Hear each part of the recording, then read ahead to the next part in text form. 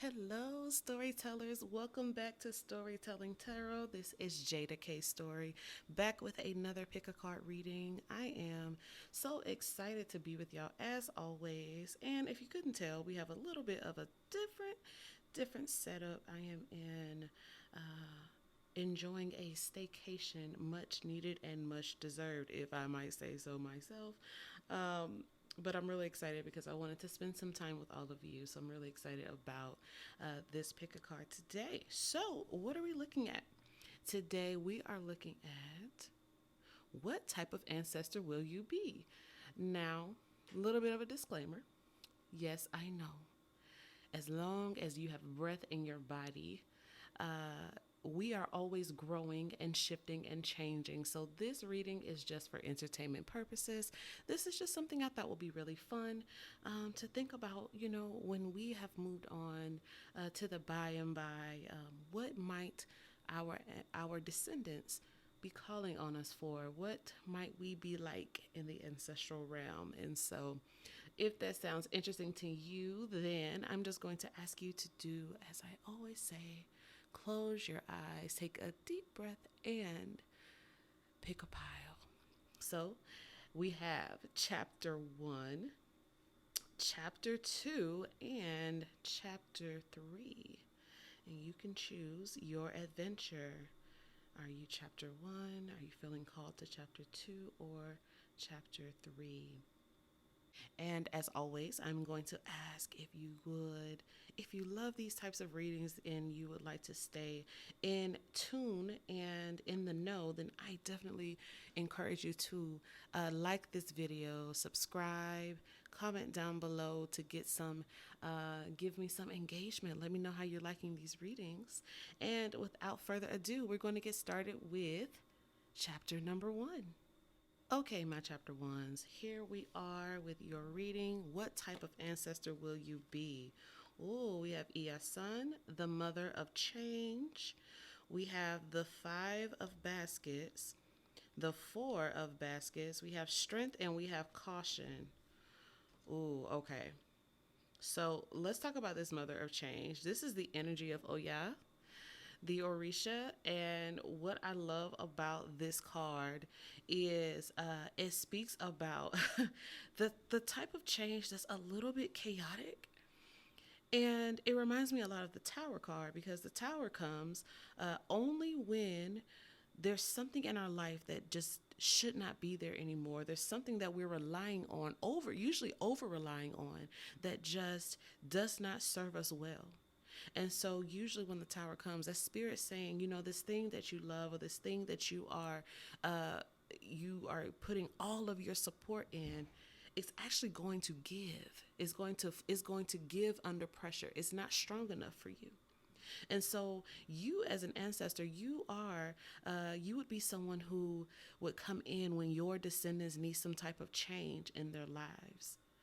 You are showing up as strength and as caution. And so I feel that you would be the type of person who you definitely have strength. You definitely have that confidence. You seem to be one who would tell their descendants, like, listen, baby, that relationship is just not working out.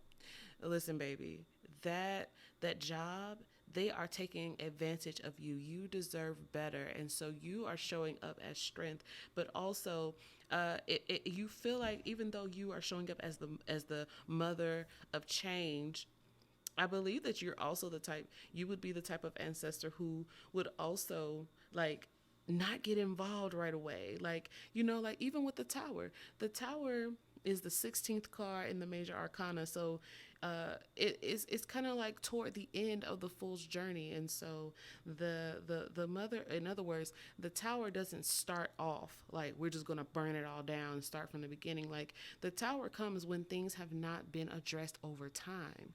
And so the caution card for me, when I'm thinking about you as an ancestor, I'm thinking about you being someone who would give your descendants some time to correct it themselves.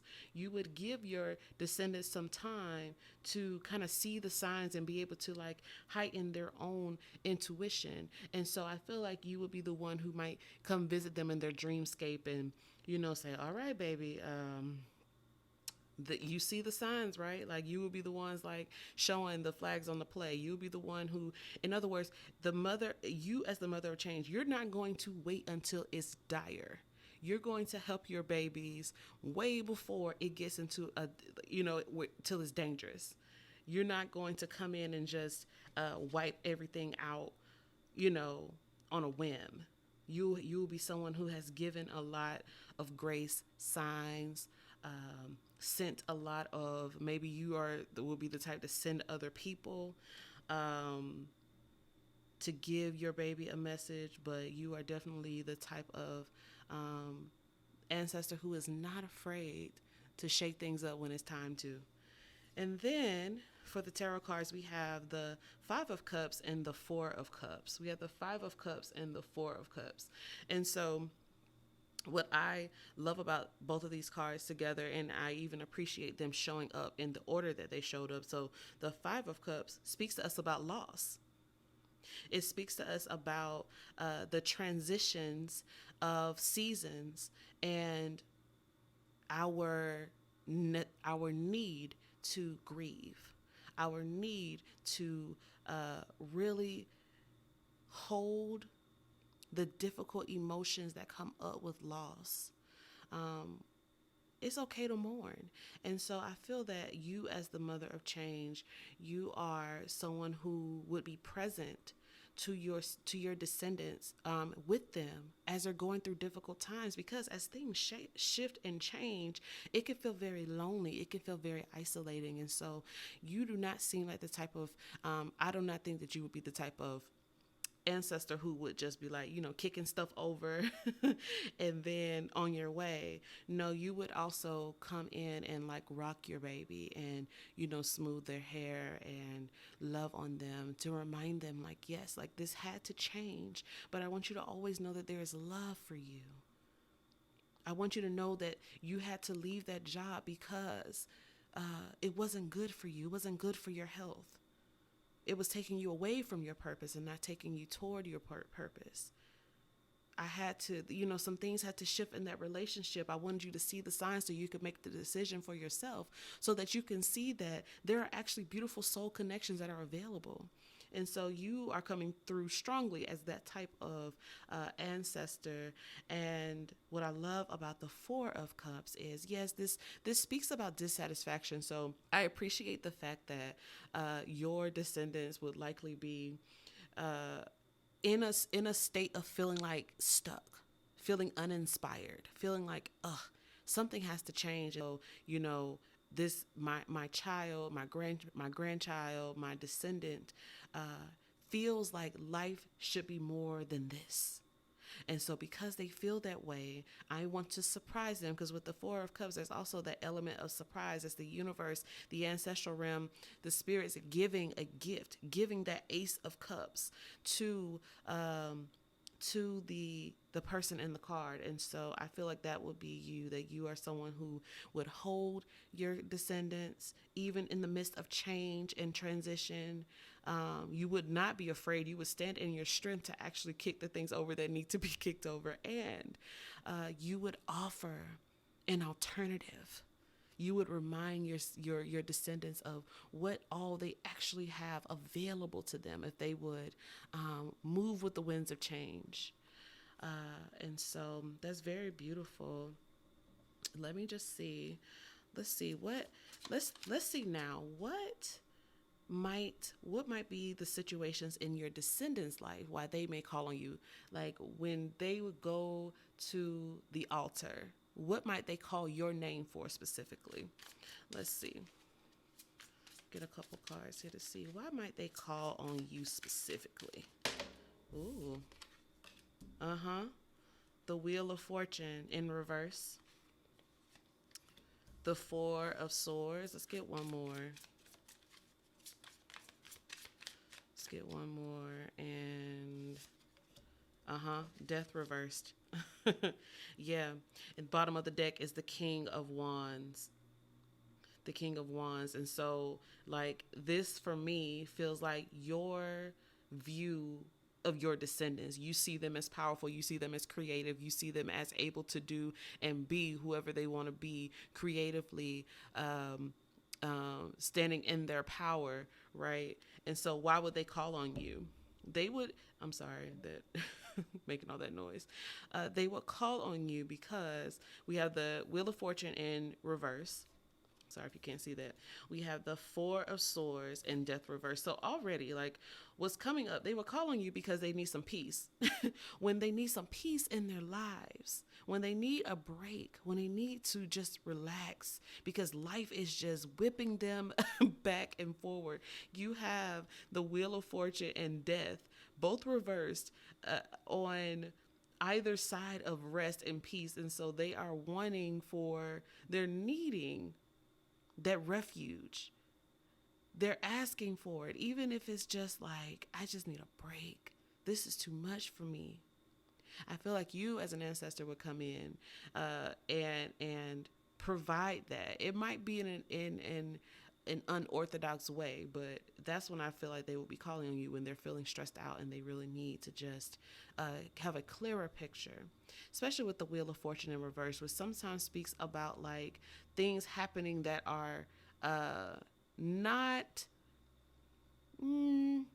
It's almost like when the other shoe drops and you're like, oh my God, you feel like that doom, that pit in your stomach. The Wheel of Fortune speaks about like things changing, but you are still like as the descendants of yours, they would be going through hard times. The times are changing, but it seems like it's taking too long for their blessings to come back around. It's taking too long for the goodness to come around. You have the death reverse, which speaks about transformation, but usually it's a resistance to the change. And so it feels like like I said, when your descendants need something to happen in their lives for the better, they will call on you because they know that you're not afraid of change. You're not afraid of death because you've already survived it. You're already in the ancestral realm helping them on the other side. You're not afraid of changes, whether you're on the top of the Ferris wheel or the very bottom, because you know that this too shall pass. And so you would be the one coming in to say, babies, I know it's hard. I know you're tired. And I want you to know it's not going to always be like this because I see you as the King of Wands. I see you on top. I see you in your power. I see you being able to do and be whoever it is you want to do and be. But first we have to address the resistance to change. First, we have to address your unwillingness to trust the divine. Trust me, your ancestor. And when they do that, you will help them receive and be able to engage in that mental clarity and rest. Beautiful. And let's see, what's one last thing that you could help them with? Vibrance by B-Bomb. Vibrance. You would help them with vibrance. Yeah. Because a lot of times the changes that we need in our lives are because we have dead things that we're holding on to because we don't want to grow. Or we know we want to grow, but we're afraid of what that growth will require. And so all of the changes, your role as ancestor for your descendants will be to show them how good it can really get. To show them how good it can really get. There is always more on the other side of death. Ashe. I hope that was helpful to you, chapter 1. And if this resonated with you, I definitely encourage you to subscribe to this channel, drop me a like, and, give me a comment. Let me know what you thought. Do you agree? Do you feel that this would be how you would be as an ancestor? Let me know. And I'll see you next time. All right, my chapter 2s, we are here at your reading. Welcome, welcome. We are going to be looking at what type of ancestor will you be. So we have the Peacemaker. We have the Mother of Wands, which would be the Queen of Wands. We have the Hermit. We have passion and we have flow. Passion and flow. Ooh, okay. So, obviously when I heard I see peacemaker, I see blessed are the ones, blessed are the peacemakers. And why are peacemakers blessed? It's because they are able to tap into a type of confident power in who they are, where they will skip over mess. Well, they will skip over drama, and not in the way in which it, we may typically think of that, like skipping over is like, oh, I'm just not going to pay this drama any mind, I'm not going to pay that person any mind. No, when I think of the peacemaker as an ancestor, I think of someone who is able to see past the mask, see past the performance of bravado and ego. And they are committed to speaking directly to the heart of the matter so that they can bring peace to the storm that lives inside of their descendants. And so you have passion and flow. And so when I think of passionate, an ancestor who's passionate, especially about peace, when you are passionate about peace, you will do whatever you can to have it. Meaning that you, as an ancestor, I believe that you would be someone who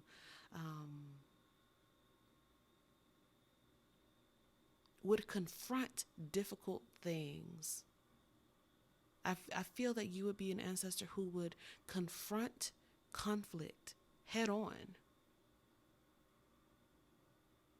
Because it says that you are not just a peacekeeper, like someone who maintains. It says peacemaker. That means you are making peace, usually in a situation where there is none. And so there takes a type of passion for that type of peace, because that means that you see this card is red. And usually that means when you're walking into a place or a conflict where there is no peace, there's usually a lot of fire, a lot of heat. There's a lot happening where things could be violent, abrasive, even abusive. And so the peacemaker is someone who says to no matter what the storm looks like, peace, be still. And you are someone who operates in flow. And so what's beautiful is this is a blue card speaking about coolness.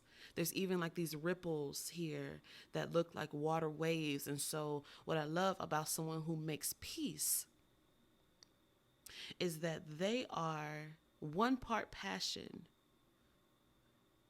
or one part fire, one part water. And that cool-headedness is going to be what makes you the type of ancestor that your descendants call on when they're going through conflicts and arguments and issues with relationships.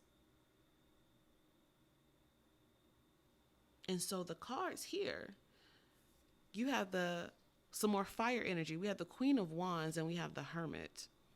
The Queen of Wands is someone who is I really adore the Queen of Wands, because the way that they get everyone else hype about their magic, about their being, about their gifts. The Mother of Wands is someone who stokes the fire in everyone else. And so we talked about that passion, right? You as an ancestor being someone who would do that. But what I also admire is that they have magical powers as well, this Queen of Wands. And so they have making power. And so you as the queen would stand in the gap, I believe, for your babies. But you also have this hermit card. And so I feel like this also speaks to you being someone who, the hermit is someone who goes away for a time and to discover the light, knowing that the light, they are the source of light. And so you would be the type of ancestor who you might not always be present. You might not always be right there all the time on your descendants. Like I said, it feels like you would be someone that they call on when things get heated in their life and they don't know what to do with all the fire. They don't know what to do with all the friction. They really need guidance. They need your light to show them, one, how do I make peace? And two, how do I cut through the distractions and the performances and the plays and the ego so that I can actually get to the root of this issue? That's what you're coming through. That's the type of ancestor you're coming through as. Let's see, though. Let's see what type of scenarios, what might be the reasons when your descendants would go to the altar to bring your spirit down. What might be the reasons why? Let's get a couple cards on that. Oh, okay. Oh, all these cards. Okay, we'll take them. We have the Page of Cups in reverse, the Three of Wands in reverse, the Five of Wands. Yeah, fire. Yeah. So with the Page of Cups, I appreciate that there's also, again, that fire and that water. We have the Page of Cups in reverse, the Three of Wands in reverse, the Five of Wands in reverse. So let's talk about this fire. So already, this feels like with the Three of Wands, is that stagnant energy. They need to get some clarity and understanding because of this conflict, because of all of this, all of the conflict, all of the fighting in the universe of the Five of Wands. And so with the Five of Wands in reverse, I'm thinking that they would likely call on you because they are conflicted within themselves. Yes, it can be in relationships to other people, which, that's what we would do, right? We would call on our ancestors when we're having a hard time with a partner or a friend or colleague. But this feels like it will be your descendants, meaning that they would have like some internal conflict about a thing. What's also coming up for me is that, especially with this passion, the Queen of Wands, and now that I'm looking at this Five of Wands in reverse, you may be the type of ancestor who would help their descendants come into more sexual liberation. Because the Queen of Wands is very sexy and sensual and has this sexual prowess that is attractive and admirable. And this Five of Wands in reverse speaks to me about feeling all of these different passions and not knowing how to express them. That internal, like, I don't really know. I don't really understand how to express what I'm feeling. The energy is just too hot. And so if you are right now currently engaging and healing yourself as a sexual being, or coming into your own, because you may be a non-sexual being, but determining what sexual liberation looks like for you feels important, because it feels like you will have some descendants who could trust you with those types of prayers. The Three of Wands speaking about stagnancy and not feeling supported. And so it makes sense to me that they would call on a peacemaker, that they would call on someone who understands how to be in flow, to assist when they are feeling stagnant, when they are feeling like hope may be lost now. And then we have the Page of Cups. The Page of Cups in reverse. It speaks about it has a little bit of immature energy. It has a little bit of, it's all about me, what I want right now, my feelings right now. I don't really care about anybody else. My feelings are hurt and I can't get past it. And so again, you would be that wise ancestor who would say, oh, baby, I feel what you feel, and let's look at it a different way. Let's start by making peace with all of the emotions that are coming up for you. What are they informing you about who you are? And once we have done that work, let's see how we can integrate all of the lessons you already learned to position you to be ready to actually engage your heart, your dreams, your wishes, all the things that you may feel like are standing in your way. Let's address those, and let's get you to this place where things can make a little more sense for you emotionally. I will teach you how to be in flow.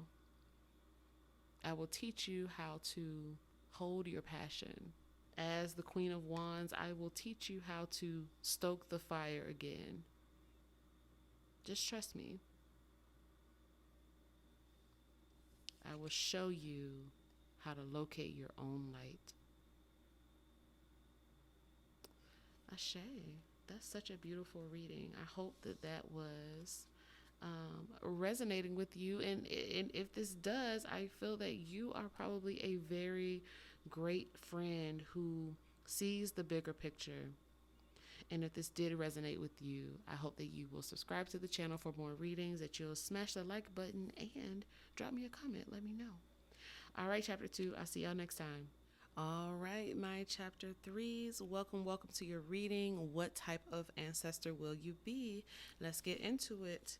You have the wealth represented by Olokun. You have the 10 of baskets, the 10 of cups, and you have the 7 of coins. You also have anger and surrender.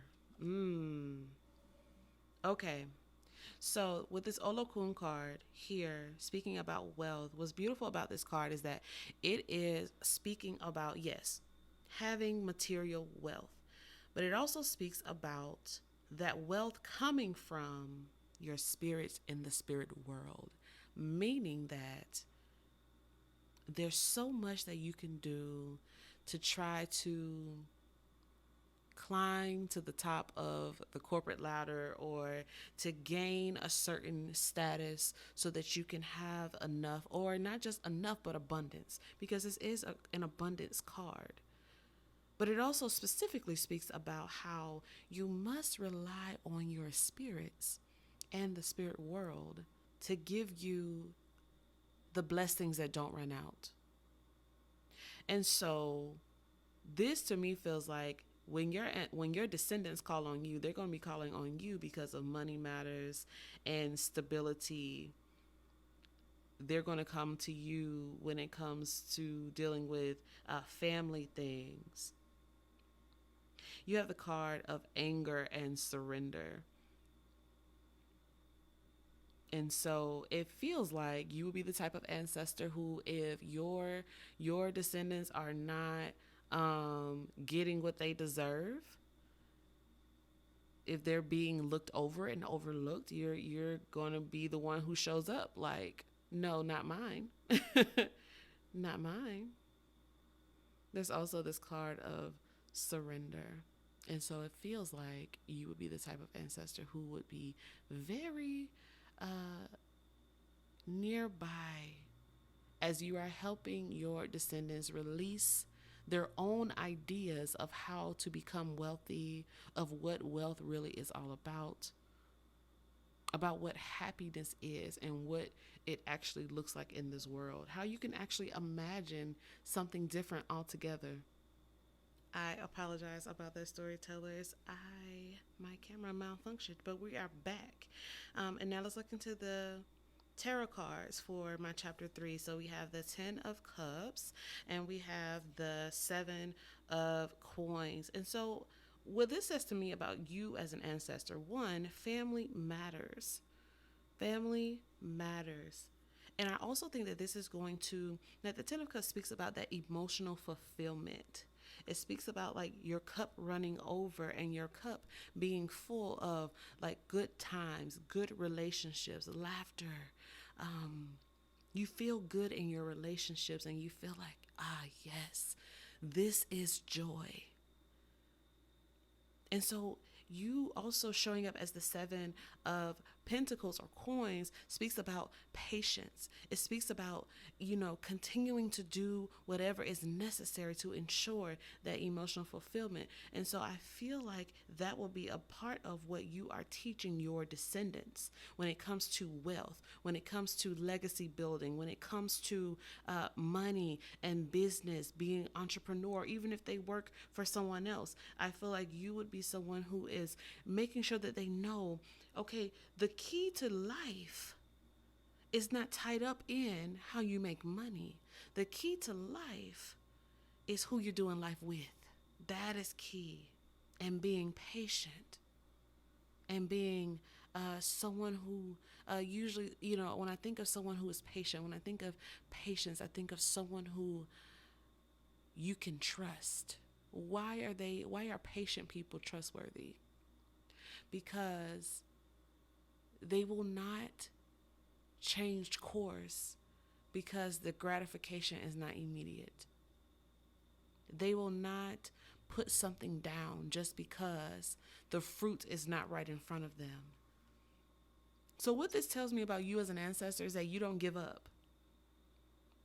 What this tells me is that you are someone who will continue to work with your descendants, even when they may be feeling not so great about themselves. Yeah, you don't play. With this anger card, you don't play. You do not play. So you definitely will pull up as a protector for sure. Let's see if your descendants were to go to the altar to call your name specifically, what might be the reasons why they call on you? Let's see what they might be going through. Okay. We have the Four of Cups reversed.